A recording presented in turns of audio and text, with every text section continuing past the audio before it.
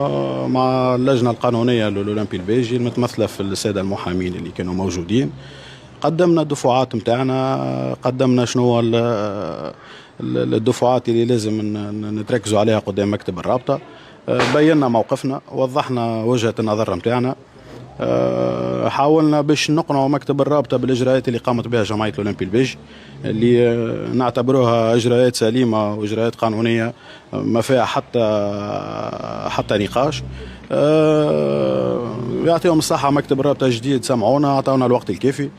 نستناو قرارهم ان شاء الله اللي باش يكون في صالحنا من وجهة نظر نتاعنا، اللي ما يختلفوش اثنين من رجال القانون انه موقف سليم ولا لبس عليه. صحيح هذا حكينا فيه مع مكتب الرابطة، وقال اللي يعني هما من ضمن النقاط اللي حكيوا عليهم حتى في الحملة الانتخابية نتاعهم قبل ما يقع تنصيبهم، اللي القرارات تصدر لو جور ميم ولا تأجيل يكون بعد 24 ساعة او ماكسيموم. يعني سيدي احمد، علاش 4 محامين اليوم شفنا في والله 4 محامين لانه 4 محامين نفقت انت معناها 5 جيتوا في الجمله معناها. لا هما 4 محامين، انا بصفتي ككاتب عام.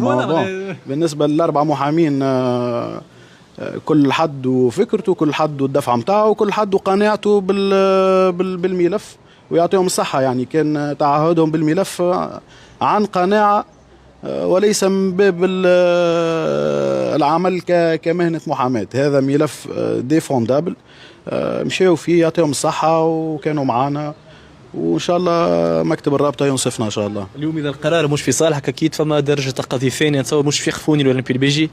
بالطبيعه هذا حكينا فيه قبل ومازلنا نعاودوه. الخطا ثابت وواضح، والنص واضح وصريح.